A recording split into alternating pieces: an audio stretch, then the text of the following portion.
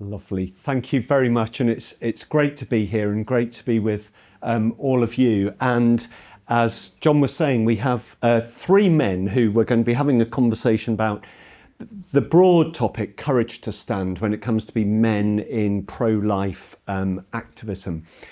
I was in a workshop that Aaron Edwards led on the mighty men of David, and three mighty men in particular. And so I look and think, we have David, Benaiah and Eleazar. Actually, no, Paul, Nathaniel, John, who are mighty men in their own way. And I hope that they'll encourage us as mighty men.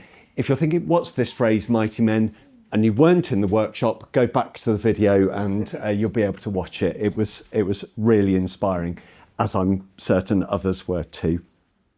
So I'm just going to introduce myself very briefly before then our mighty men have their chance to introduce themselves and begin to tell some of their story and their work in pro-life activism. So first of all, I'm an Anglican priest. I'm the Vicar of Croydon in South London, and in September I'll be taking up a new post as Vicar of Walsingham in Norfolk, and I guess that's known to plenty of people in this room, England's Nazareth, where Anglicans have a shrine of Our Lady of Walsingham, as do Roman Catholics and Orthodox. So I probably don't fall into the evangelical category of Anglicanism, but I am an Anglican.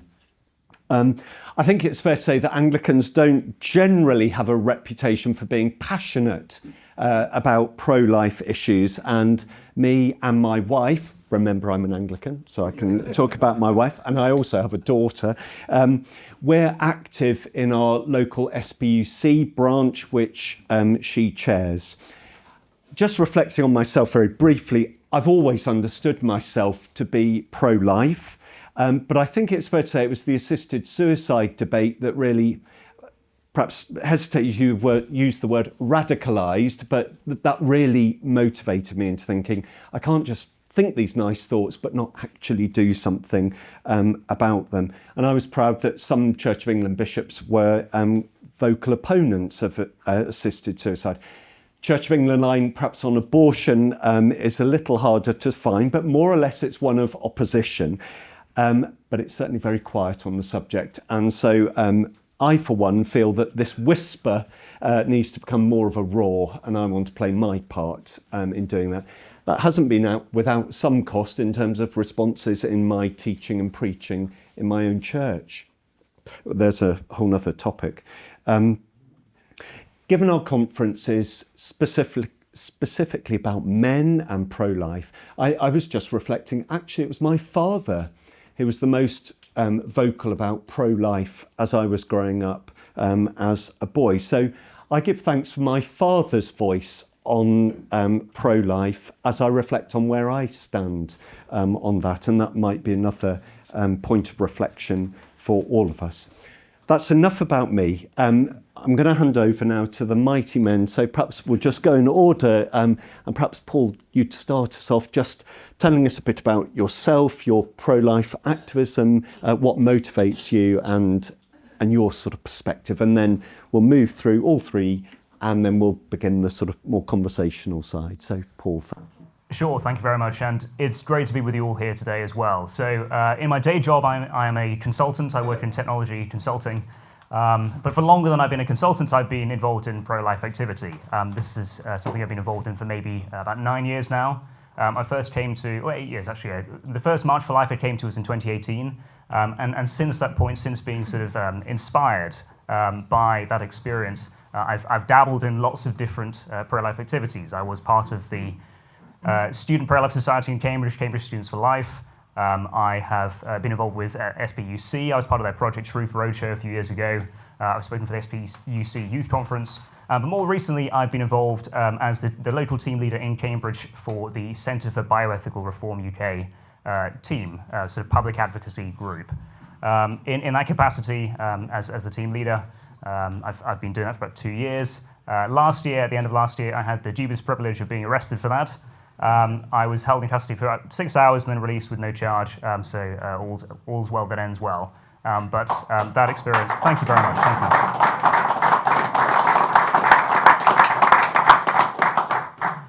But the experience of that, and I think particularly the experience of being carried through that by other faithful Christians and by also the Lord who had his hand over and controlled all things, even when I was, let's say, in a cell and able to do things myself. That kind of experience has really kind of, in the last few months, really kind of given me much more of a motivation beyond the heart that I had before on this issue of making sure that there is a voice to speak up for the unborn in our society. Thank you. Nathaniel. So I'm Nathaniel McCullough. I've just finished my studies at school, and in my gap year before university, I'm doing everything I can to try and raise money towards university. So I've been tutoring and doing admin work for companies. But the main thing I do at the minute is working for the Good Counsel Network, a crisis pregnancy centre in the centre of London that reaches out to women considering abortions to give them another option. And in that work, I do all different kinds of things, which I'm sure will come up as we continue the discussion. So I'm very honoured to have always been involved in the pro-life movement, because my parents are Claire and Stuart McCullough, who run the Good Counsel, and they just gave a very good workshop if you were there. And if you weren't, you should go back and watch the recording. And we also have a stall upstairs where you can come and find out more about what we do. So I recommend you come and see that as well. Thank you.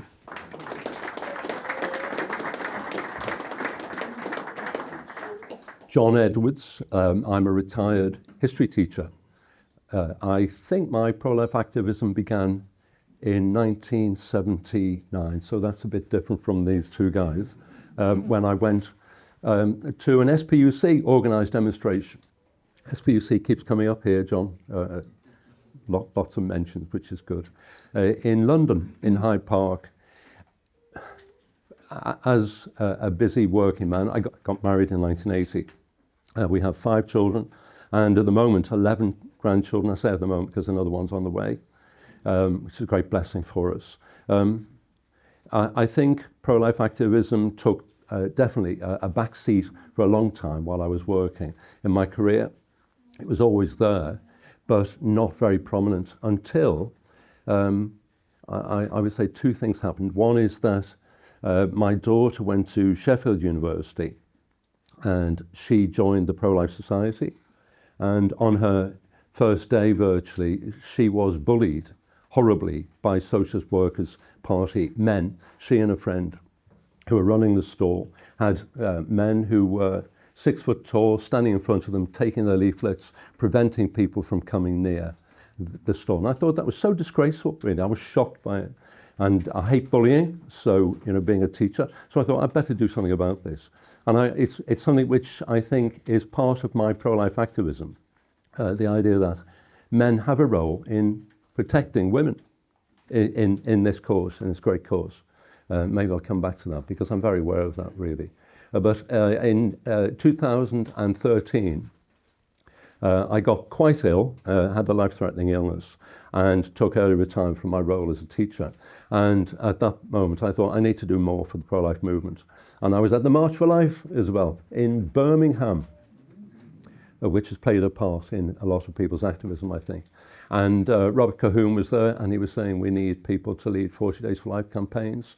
And I felt the Holy Spirit pushed me towards his stall quite decisively, and so we started a 40 Days for Life campaign in Nottingham, and this year we had our 11th campaign, and some of the people in the audience here were with us on that campaign, praying on a street corner. And out of that activism, other things then started to develop. So we've now got, inspired by Nathaniel's mother and father, a pro-life pregnancy centre, support centre in Nottingham, which is a very small scale thing compared with the Good Counsel Network, but it exists and it's there and it supports women. Yeah, thank you.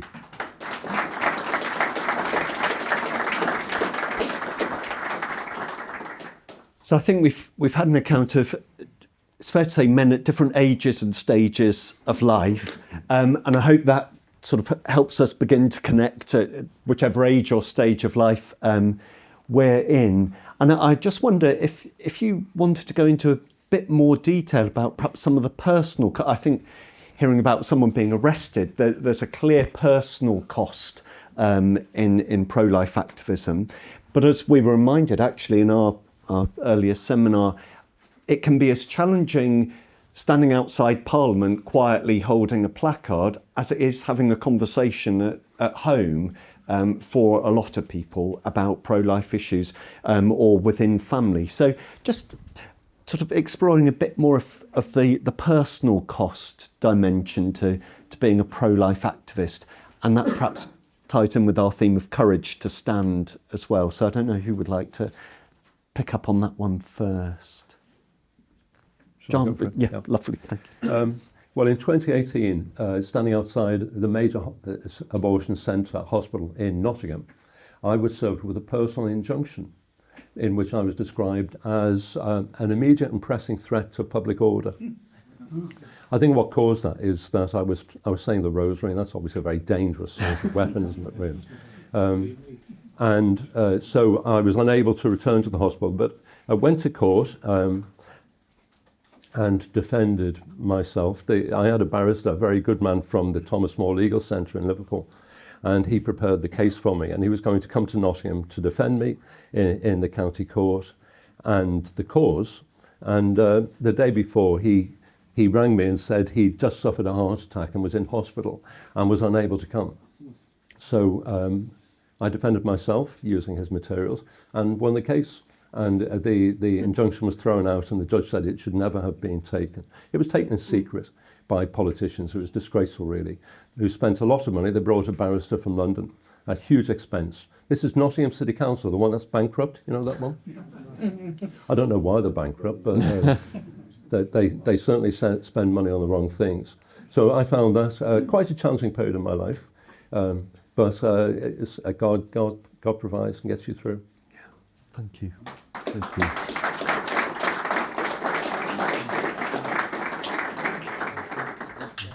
A couple of thoughts on that sort of first question regarding personal cost. So as mentioned, I've been through the experience of sort of, one might say, a sort of slightly larger scale sort of experience of that in terms of the arrest, although, praise the Lord, that was also relatively brief. In terms of the sort of more personal side of personal cost, a couple of displays ago that we were doing with CBRUK in Cambridge, I had 3 colleagues from work come past the display and then speak with me briefly. Often before doing a display, I sort of think, well, you know, what happens if my line manager sees me or something like this, or a colleague from work? One of the people that I spoke to, one of my colleagues, after sort of seeing the materials that we're using, the images of a fetus that had been killed at about 28 weeks gestation, said to me, "You put me off my lunch." So I wasn't looking forward to the conversation later that week at work. I prayed about it, but praise the Lord, we had a really great conversation the next day, and none of the fears that I had were sort of realized in that. Having prayed about it, God was able to carry me through that, and we have a great working relationship still. That I think ties in with a lot of my experience of pro-life activism and activity. I don't know if anyone here has read C.S. Lewis's Perelandro, Voyage to Venus. Has anyone read that? Handful of hands in the room. To spoil the first half of the first chapter to you, so not very much. C.S. Lewis writes of himself in the first person, visiting the main character in the story. And as he does that, the closer that he gets to the house of the main character, the more he feels this sort of resistance and this desire to turn around and go back home. It's a sort of dark night and sort of foggy and things like that, and he just feels this pressure to go back home. But the moment he sort of steps through the threshold of the door of his friend's house, that sort of pressure disappears. And he sort of, I'm not sure if he explicitly says this, but it seems like a kind of spiritual attack that he's experiencing there. For me, whenever I am preparing for a display with CBR, always in the run-up to it, I think, I really don't want to do this. I could do something else. I could postpone this. There are other things that I could do. And in fact, before the first CBR display that I did, I took a train and travelled down to Bromley to do a display with some other CBR folk. On the train there, I kept thinking I could just get off the next stop. I could turn around and go home. But I've also always found when doing these displays that During the display itself, whereas beforehand I'd been sort of, quite scared of what that experience would be like. Always during it, I feel, actually, this is not too bad, this is okay. And then always afterwards, I think, that was the best use of 2 hours that I could have had. I want to do that again. When's the next time that we can do this? And so I think that there's definitely a spiritual element to that, to feeling that. But in terms of what this means for courage, as you were asking, I don't not fear ahead of these things. But praise the Lord, through prayer, you can just do it. And during the experience, I've always found myself carried through. And then afterwards, I always think this is the best way that I could have used that time. There's nothing particularly in me, I think, that would naturally have the courage to do those things. But praise the Lord, time can't stop. It just keeps going forward. If you've got a commitment to go and do this thing, to be there in this place, it will just happen, and then you'll get through it, and you'll look back and go, wow, did I really just do that? So that's always been my experience. Thank you.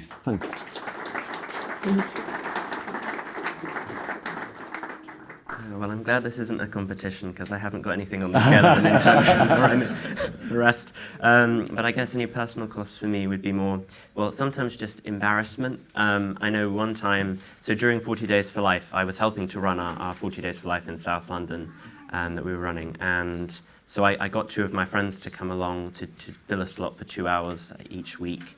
And we got quite into it.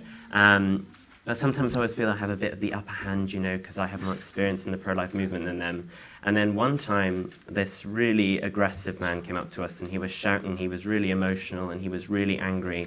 He just kept shouting every insult he could think and every lie he could think up about what we were. And my friends dealt with it really well. They just kept sticking to the point of, it's a baby. We have to be here to help the mothers and the babies because it's a human life. And I did not at all. I got completely emotional. I completely misunderstood the situation. And I did really badly, which was really embarrassing at the time and made it harder to come back the next week. But it was a really good learning experience that sometimes I'm not actually the best person in the room and that everyone has something to bring to the table in those situations. Well done. Yeah.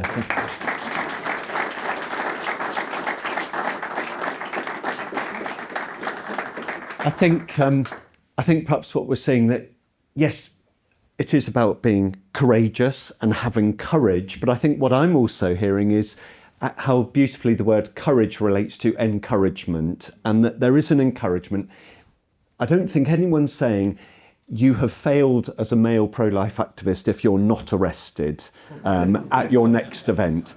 Actually, part of overcoming the challenge and facing it and being bold and courageous in it and learning from the times we know we didn't get it quite right. I hope we're all encouraged by that. So thank you, mighty men, for those words as well.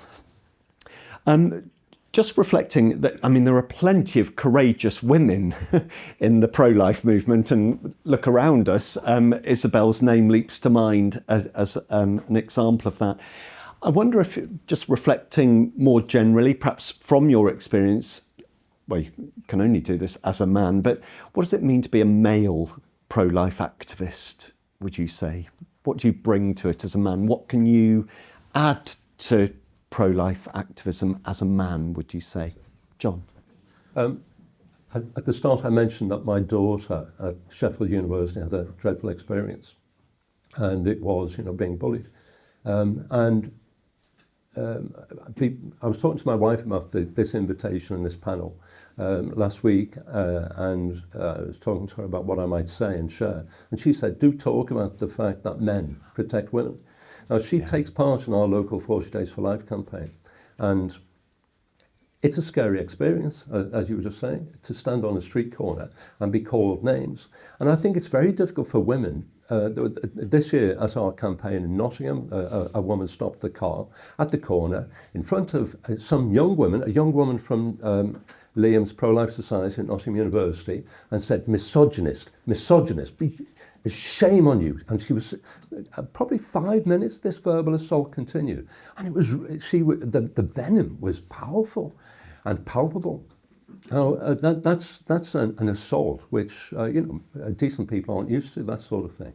It's not nice. It's not, and it's actually almost physically threatening, really. And later that day, a man came, waving his walking stick, and was horribly aggressive. And I placed myself between him and the women behind me. Because it's mostly women, our 40 Days to Life campaign. They're the ones who pray day in, day out. And I stood physically between him and the women just in case. And that I think made a difference, because I was bigger than he was. And I think men do have a physical role, a masculine role to play in the movement, in defending women and giving them the right to express their views without being called misogynists and woman haters and that sort of thing. Yeah, thank you. Nathaniel. Yeah, absolutely. I think John made a really good point. It is particularly ironic because so much of the time when these people are coming to the vigils, they're screaming at these women, "You're harassing women," when they're a guy who's shouting at a woman. Anyway, but yeah, and I really think if men don't get involved in the pro-life movement, we're just backing down, we're conceding to the other side because they keep telling us that it's just a woman's issue and that it's not even an issue at all, it's just healthcare.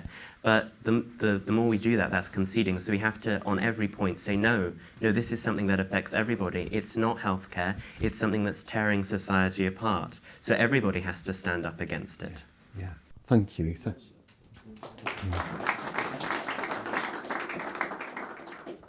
So in terms of this question, what does it mean to be a male pro-lifer? I guess the thought that comes to me is, what does it mean to be a male pro-lifer to whom? So what does it mean to female pro-lifers, for example? And as we've been hearing before, I mean, my understanding is it means quite a lot for there to be male pro-lifers around. What does it mean for the pro-life movement as a whole? Well, men are designed to be, more so than women, risk takers. And what we're trying to do as a pro-life movement is to change the status quo. We want to disrupt what is happening at the moment. Disruption, change of the status quo, those are risky things. So if men are not involved in that, if men are not involved in the pro-life movement taking on those risks, then we've removed from the equation most of the people who are best equipped to be disruptors, to be changing the status quo, to be trying to change what things are like for the unborn and the vulnerable in our society. What does it mean for our adversaries, for let's say the pro-abortion lobby as well as the abortion industry? Well, they've been telling us, or they've been telling society for almost 60 years, that this isn't a man's issue. And so, and the reason why they do that is because it works when they tell society that. It is effective for them in trying to get their position across to people. So when men are involved in the pro-life movement, it puts them on the back foot. It means that's particularly the thing they're trying to dissuade pro-life men from doing, they're not successful in doing. They're not successful in keeping men away.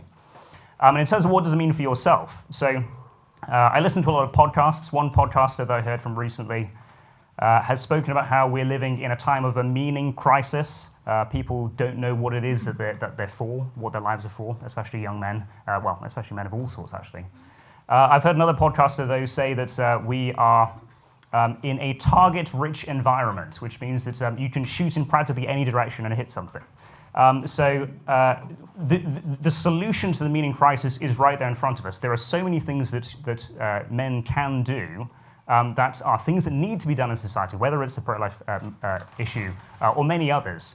But the pro-life issue, of course, is one of these massive ones. You can just do something that needs to be done, that is difficult, that is meaningful, that involves risk, that is meaningful to yourself and can fill that sort of need for meaning that we have, that is given to us by God, because God has given us a desire and a drive to find meaning in doing hard things and achieving for society, for the vulnerable in our society, the things that need to be done. Thank you.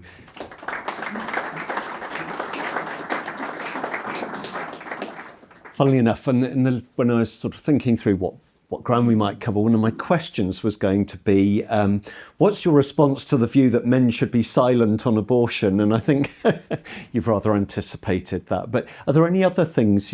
I think that's very eloquent, Paul, what you were saying about why men shouldn't be silent on abortion. And I think from our opening keynote, I took away from that in part that silence is a deliberate choice not to speak in many ways. And so we are called to be speaking and acting in this. And of course, it's all too easy, isn't it, to portray men as misogynists, women haters, and when actually I think there's a big case for saying it's the most loving, pro-woman thing men can do, actually.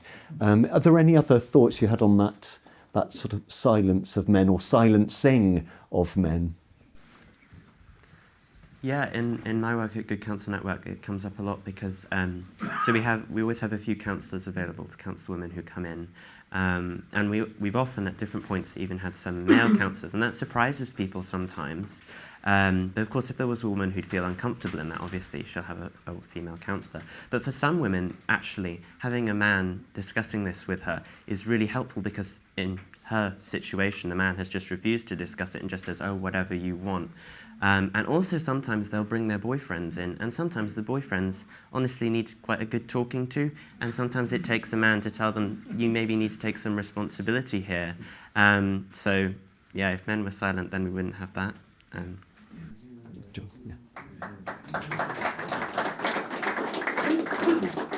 One of the many good things that SPUC does is it runs, I don't know whether people know this, but there's a group called ARCH, Abortion Recovery Care Helpline, which is a free helpline service based in Glasgow, but works nationally across the whole of the UK. And I'm one of the trained befrienders for ARCH. Many years ago, I went on a weekend of training run by the people who run ARCH, and learned how to do it. Basically, what happens is that the line is manned during the day, the working day, and at certain hours by the professionals in the office, including the trained counsellors. But out of hours, they want the line to be answered and available, and then people who man the line out of hours who aren't qualified can then redirect the calls as appropriate to the right people, which in some cases, emergencies, is quite a powerful service. Anyway, I'm a befriender. I'm not a counsellor, but I take calls and I listen. I'd recommend it. I think it's great. It's really, really valuable work. And when I started that, I said to Claire, who runs the service, as a man, am I equally useful as a woman? I haven't got personal experience of an abortion. Is it not difficult for women, perhaps many of them vulnerable, who've had negative experiences of relationships, to have the phone answered by a man? And she said, actually, many women welcome it. They and it's what you just said, Nathan, which is there are lots of women who have never had that experience in their lives, sadly, or not sufficiently, let's say. And they welcome the opportunity to talk to a man who's sympathetic and willing to listen, and willing to listen to their point of view. And I would say that the experience of working for the helpline for 8 years is very powerful, because it really gives you an insight into the suffering experienced by many women, which Rachel Mackenzie knows all about, running Rachel's Vineyard as she does. Marvellous experience for people who've been hurt by abortion. But it's powerful, and it just deepens your commitment, really. Yeah. A very good service indeed, ARCH. Yeah. Thank you.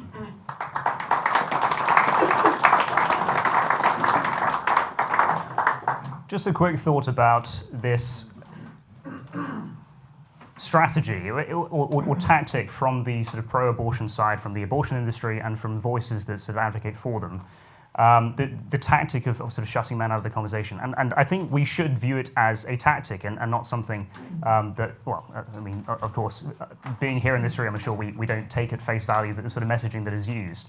But several years ago, I read Jonathan Haidt's book, The Righteous Mind, which talks about how human beings process information that can tell us that we should conclude one way or another on a moral topic. So he's got this moral foundations theory that basically posits that we intuitively leap towards particular conclusions that we then take as part of a longer process. We then rationalize after the fact, which doesn't mean that the intuitions that we have are necessarily wrong, but that is the route that we take to reach our conclusions. what has struck me in the last few years is just how effectively, I mean, even before this book and this research was published, just how effectively the pro-abortion movement, so the abortion industry and pro-abortion voices, just how effectively they have used exactly those insights in producing their messaging. And particularly they in terms of the messaging that comes across, they focus on presenting abortion as a caring thing. So there's this care versus harm sort of lens through which we can view a moral situation, and the abortion industry uses this care language when they talk about abortion. You know, abortion is healthcare, or whatever, or slogans like "you can't ban abortion, you can only ban safe abortion." This sort of language of care versus harm. The other lens that they use is liberty versus oppression. That's another one of Jonathan Haidt's sort of things he's identified, these moral foundations, where they say things like "my body, my choice," right? So it's this choice language, freedom language. We have the choice, and if somebody else is infringing on that, then that sort of removes choice from people. That's then a bad thing. Is the way that this language goes. But all of these things it is just a tactic. It's a way of trying to get across a message in a way that resonates with people, because that's the way people intuitively process information. We think about things in terms of, is this a caring thing or a harmful thing? And we don't want to be the people who harm. Is this a freedom sort of caring, a freedom-loving thing, or an oppressive thing? We don't want to be the oppressors. And so when you have language that says things like "my body, my choice," men don't have an opinion because it's not your choice. The folk who are outside protesting were saying things like, well, it was along that line as well. I can't remember exactly the slogan that it was, but something about sort of men, it's not your bodies, it's not your choice. But I think a particular role that men can have as part of this in pushing back against this tactic is to just see through that. To see that this is a strategy that is being used in order to try to shut men out of the conversation, to frame this issue a particular way, and actually the reality is completely different. If you had, for example, when you've got folk who are digging a hole in the middle of the road to do roadworks, they put barriers around that source of harm because it would be bad if somebody went into the hole.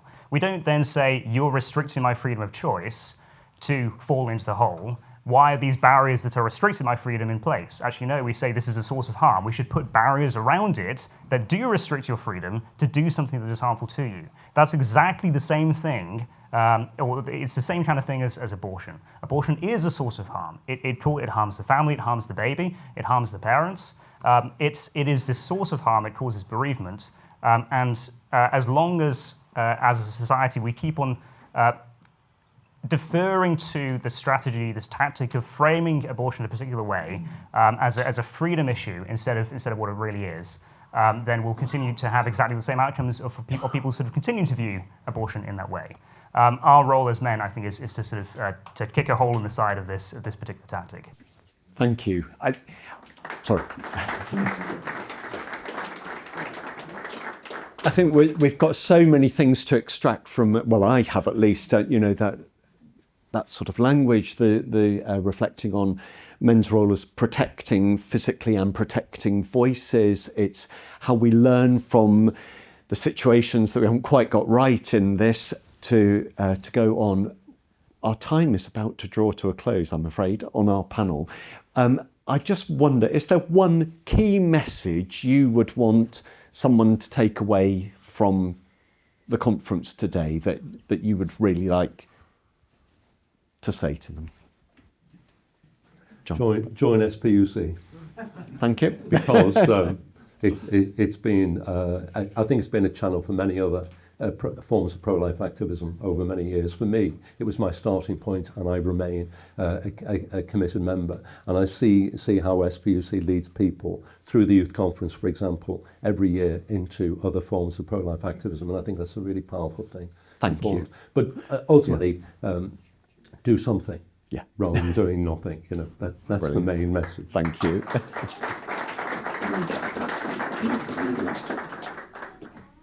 So I think I'll probably go back to what I said close to the start about.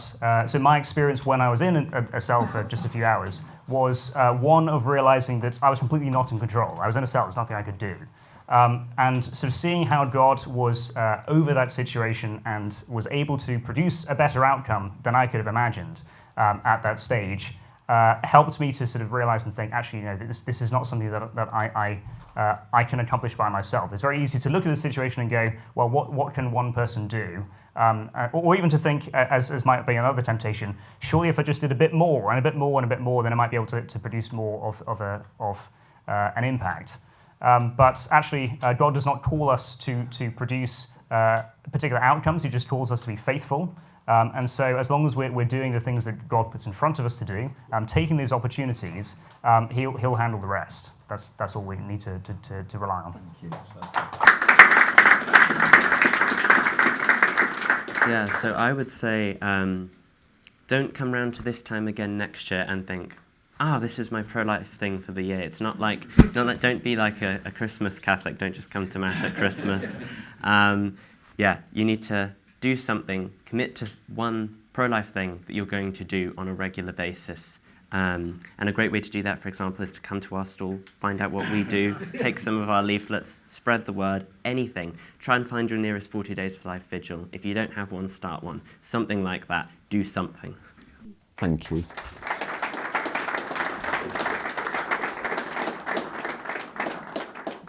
Well, our time really is about to go. So can I say thank you on behalf of all of us to Paul, Nathaniel and John. You've encouraged us, you've inspired us, you've given practical routes, you've reminded us the Lord is on our side, and if he is against us, if he is for us, who can be, if he's against us, we're in big trouble here. If he is for us, who can be against us, and how good and pleasant a thing it is when brothers come together in unity. So thank you all. Thank you.